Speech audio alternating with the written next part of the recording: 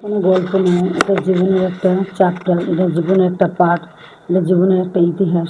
যে কত কষ্ট করে একটা মানুষ সংসার জীবনকে আগলে রেখে সামনে এগিয়ে যায়।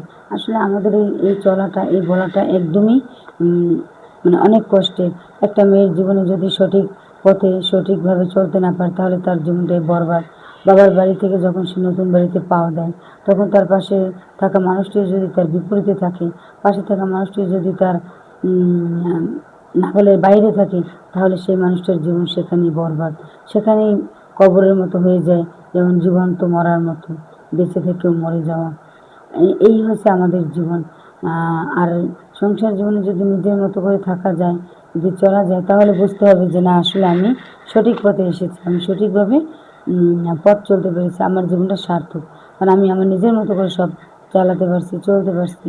কিন্তু প্রতিটা মেয়ের পক্ষে এটা হয় না। 99% মেয়েরাই মানে শ্বশুর শাশুড়ি শাসিত, সংসার শাসিত, স্বামী শাসিত সংসারে জীবনযাপন করে মরা মানুষের মতো, জীবন্ত মরা হয়ে। আর 1%, মাত্র 1% মানুষ হয়তো স্বাধীনতা পায় বা স্বাধীনভাবে বেঁচে থাকতে পারে।